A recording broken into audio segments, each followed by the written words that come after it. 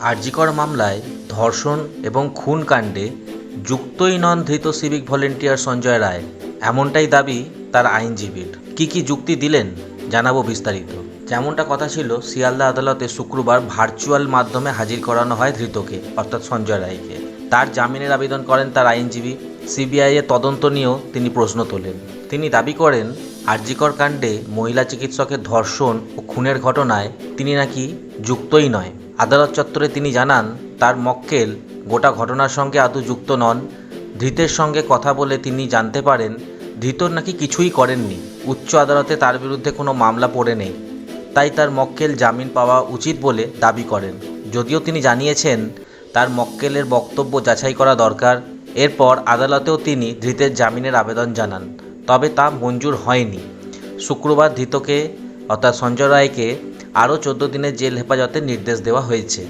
অভিযুক্তর পক্ষ থেকে তার যুক্তি ছিল, এই মামলায় সিবিআই অনেক দিন ধরে তদন্ত চালাচ্ছে, কিন্তু এখনও তদন্তের কোনো অগ্রগতি দেখা যাচ্ছে না, তাই তার মক্কেলকে জেলে রাখার কোনো মানেই হয় না, কিন্তু জামিন মঞ্জুর হয়নি। পরে আদালত সিবিআইয়ের তদন্তের দীর্ঘসূত্রতা নিয়েও প্রশ্ন তোলেন ধৃতের আইনজীবী। আদালতে সিবিআইয়ের আইনজীবী অনুপস্থিত নিয়ে শুক্রবার বিরক্তি প্রকাশ করেন বিচারক। অভিযোগ, শুনানি শুরু হওয়ার পর আদালত কক্ষে সিবিআই আইনজীবী উপস্থিত ছিলেন না। দীর্ঘ 40 মিনিট পর তিনি সেখানে পৌঁছান, যা নিয়ে আদালত অসন্তোষ প্রকাশ করেছেন।